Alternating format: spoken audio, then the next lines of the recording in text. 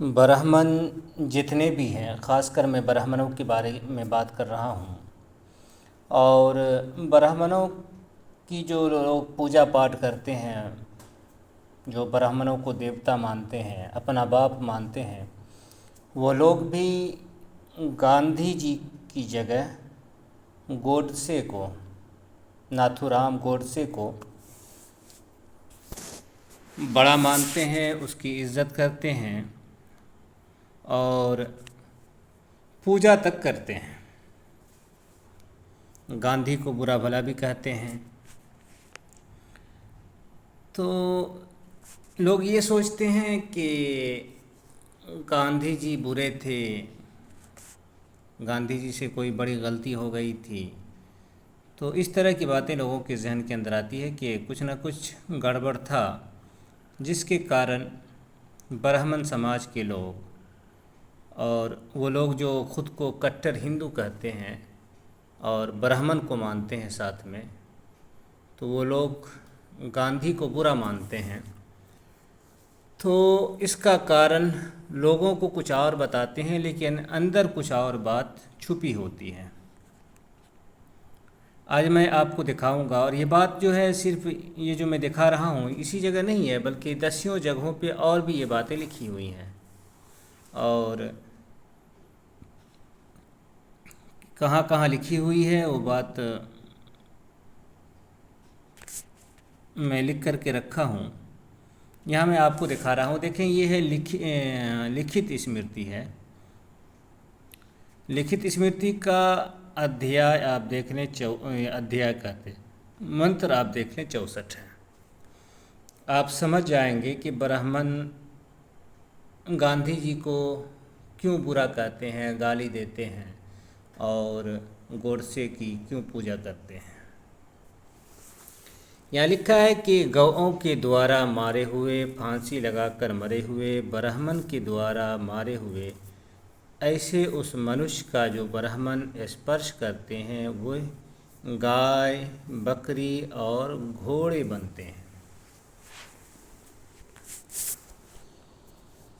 तो अब देखें, और पुस्तकों के अंदर नर्क में जाने की बात भी आई है। और इनके यहाँ जो नर्क में ये जो गाय, बकरी या फिर घोड़ा बनने की बात है, ये नर्क में से निकलने के बाद बना जाता है, जैसा कि धर्म ग्रंथों में हज़ारों इस तरह की बातें हज़ारों जगहों पे आई हैं। अब यहाँ जो आपको देखना है कि जो भी आदमी गाय के ज़रिए किसी आदमी को गाय मार दे जान से। अब ज़रा तस्वूर करें, सोचें कि जानवर गाय किसी आदमी को मार दे तो मरने वाला आदमी नरक में पहुंच जाता है। इतना अपवित्र होता है कि अगर कोई उसको छू ले, किसी ब्राह्मण का बेटा ही मर जाए और वो ब्राह्मण अपने बेटा को छू ले, यहाँ स्पर्श लिखा है ना, छू लेना, अपने बेटा को छू ले, तो वो भी नरक में जाएगा, उसका भी अगला जन्म जानवर के अंदर होगा। तो यहाँ जो देखने वाली बात थी कि देखिए, गोडसे ब्राह्मण था, गांधी जी बनिया जाति से थे, जो या तो फिर वैश्य थे या फिर शूद्र थे। वैसे वैश्य या शूद्र बराबर ही है, उसमें कोई फ़र्क नहीं है। तो यहाँ आप देखें कि ब्राह्मण के द्वारा मारे हुए, जो आदमी ब्राह्मण के द्वारा मारा गया है, अगर उसको कोई छू ले, मरे हुए आदमी को जो ब्राह्मण के हाथों मारा गया है, तो उसका अगला जन्म गाय, बकरी, घोड़ा में होगा। अब ये देखें, ज़रा सोचें एक बात और कि फिर उस मुर्दा को क्या किया जाएगा, कौन उठाएगा? क्योंकि जो उठाएगा वो नर्क में जाएगा, उसका अगला जन्म फिर बकरी और घोड़ा वगैरह में होगा, जानवर में होगा। तो ये फिर मुर्दा उठाएगा कौन? एक बात ये रह जाती है। और इस तरह की बातें जो है और भी जगहों पे नर्क में जाने की बात भी आई है।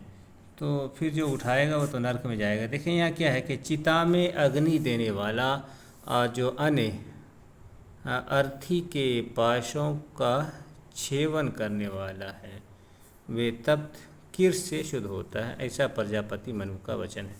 तो गोया कि ऊपर की बात आ रही है कि ऐसे आदमी को जो अग्नि देगा चिता में, और जो उसकी लाश को उठा करके जाएगा, जो कंधा देगा, तो उसको तप्त किर्च, एक व्रत है, बड़ा भारी व्रत है, बहुत भारी, उसको करना पड़ता है।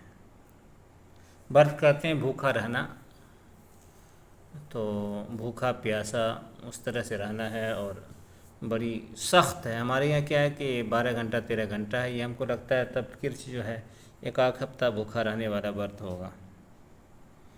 आगे देखें क्या है, लिखा है कि 3 दिन तक गर्म जल, ओ इसका ये बोल रहे हैं, ये तो बड़ा, देखिए तब किर्च क्या है, अब ज़रा देखें कि यहाँ क्या लिखा है कि 3 दिन तक गर्म जल पिए, 3 दिन तक गर्म दूध पिए, फिर 3 दिन तक गर्म घी पीकर 3 दिन तक वायु भक्षण करके रहे, अर्थात किर्च कुछ ना खाए पिए। तो ये हुआ किर्च व्रत। तो कितना हो गया, 3 3 6 और 3 9 और 3 12 दिन का हो गया।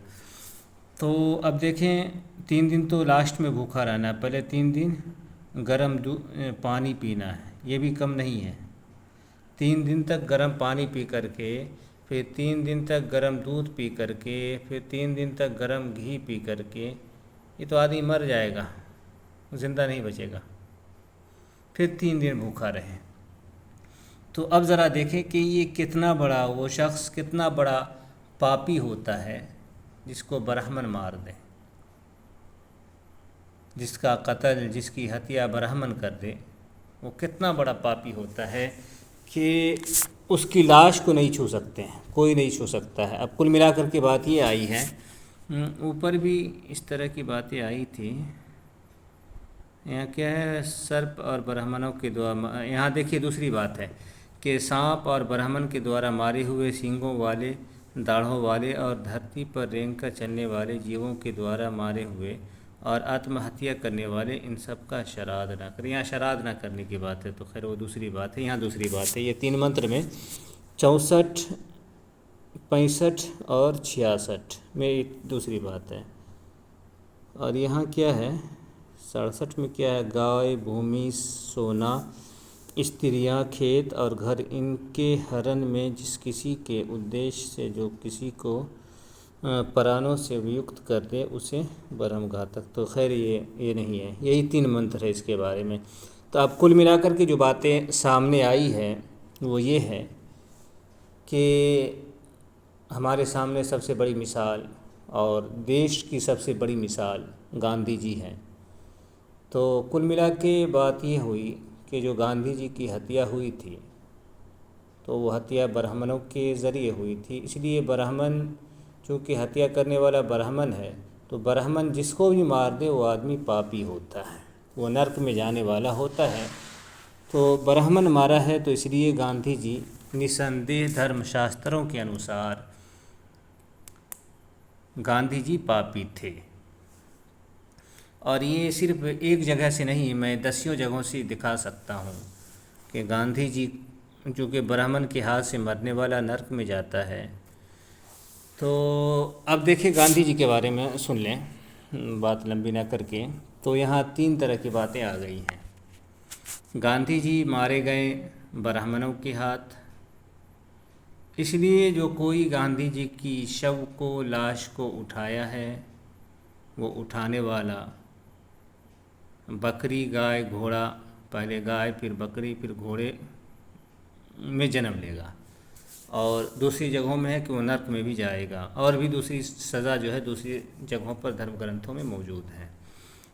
दूसरी चीज़ क्या है कि जो कोई गांधी जी की चिता को अग्नि दिया होगा, जलाया होगा, वो, और हर वो लोग जो गांधी जी की चिता को अपने कंधे पर उठाए होंगे, वो लोग अगर ये व्रत किए होंगे तो शुद्ध हुए होंगे, नहीं तो शुद्ध नहीं हुए होंगे।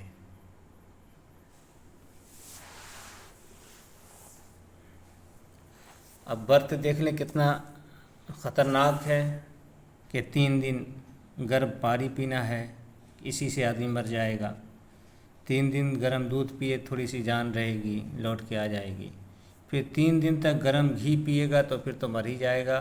फिर 3 दिन भूखा रहने की बारी ही नहीं आएगी, 3 दिन वायु भक्षण करे तो इसकी ज़रूरत भी नहीं पड़ेगी मेरे ख्याल से, वैसे भी मर करके वो आदमी चला जाएगा।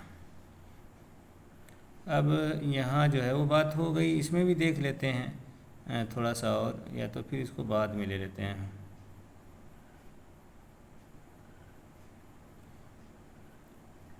इसको रहने देते हैं, ये बड़ी ख़तरनाक मंत्र है, इतना ख़तरनाक मंत्र है कि आप हिल जाइएगा इस मंत्र का अनुवाद सुन करके कि इतना ख़तरनाक मंत्र बहुत कम मिलता है। हाँ, इसको रहने देते हैं।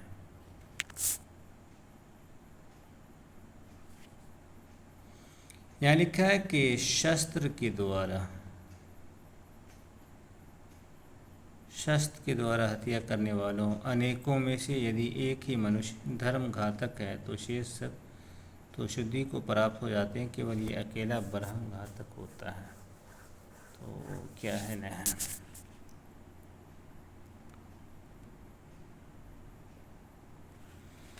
तो खैर ये सब चीज़ें हैं, आप देख सकते हैं। इतना रहने देते हैं, बाकी बाद में हम देख लेंगे।